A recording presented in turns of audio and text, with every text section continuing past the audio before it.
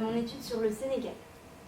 Donc au Sénégal, nous pouvons voir que la capitale est Dakar, que sa superficie est de 196 722 km² et que la population est d'environ 15,87 millions d'habitants.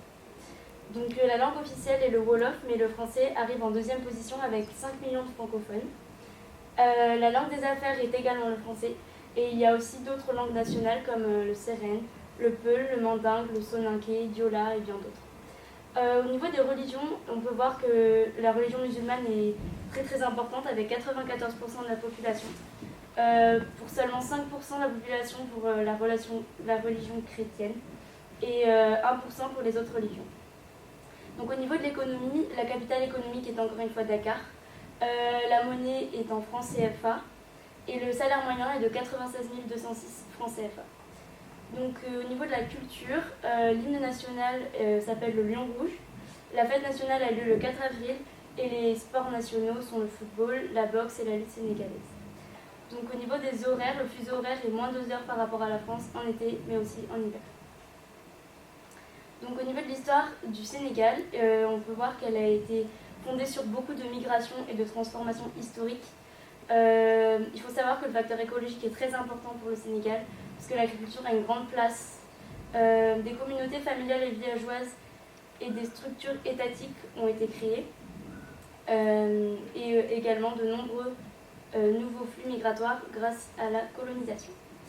Donc au niveau du développement urbain, on peut voir que la croissance démographique a eu lieu grâce à de fortes natalités et de la baisse de la mortalité.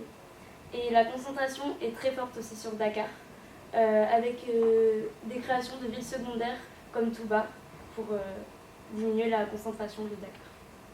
Donc là, on peut voir sur cette carte que la majorité de la population est sur Dakar et tout le reste est très faible. Donc au niveau des réformes économiques et sociales, on peut voir qu'il y a un problème de développement économique et d'une répartition équitable de la population, comme on l'a vu précédemment. Donc il y a eu la création du Conseil économique, social et environnemental, qui permet d'expertiser ces domaines grâce à différentes organisations. Et il y a également eu une relance des investissements pour les petites et moyennes entreprises. Donc les importations et les exportations, on peut voir que les produits manufacturés sont très importants au niveau de l'importation, mais également de l'exportation. Ensuite, il vient le pétrole et les produits miniers, avec 25% et 23%, les produits agricoles et enfin quelques autres produits. Donc, au niveau du tourisme, Dakar est toujours la capitale touristique. Il y a 2 lieux touristiques comme l'île de Gorée ou le lac Rose.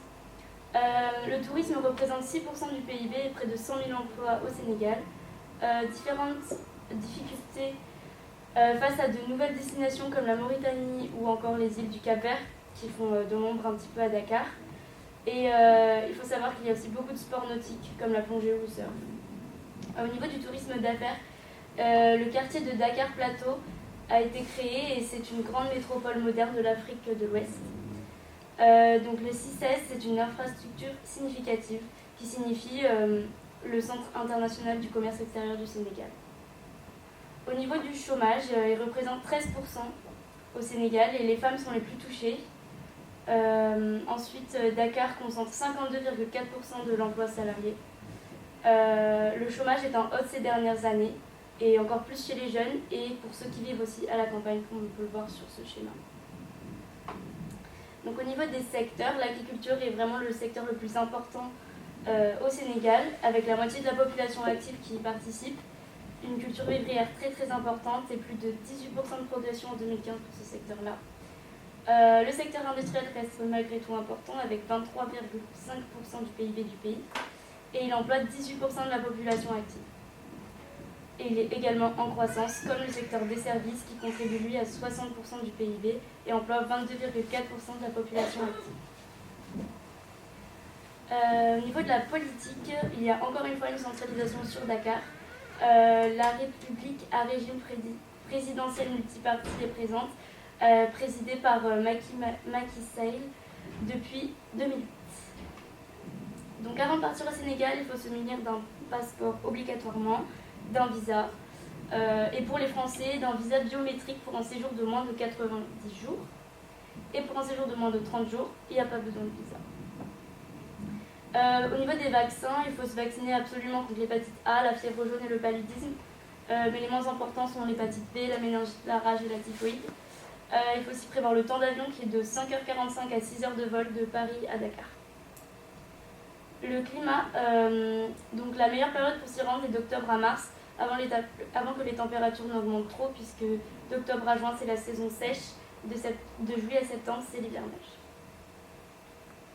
Au niveau des jours fériés, donc, il y a l'Aïd el-Fitr le 5 juin, le Magal de Touba le 17 octobre et le Tamkharit le 9 septembre.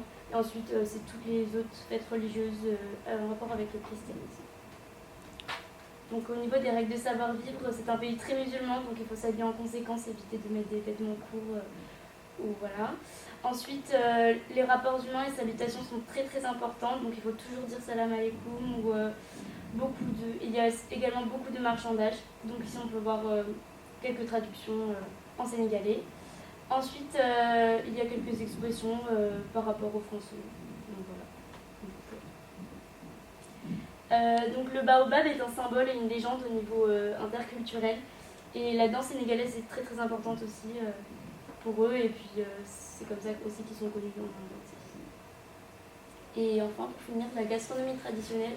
Donc souvent à base de riz, de poulet, de légumes, avec la tieboutienne et le yassa de poulet. Voilà, merci.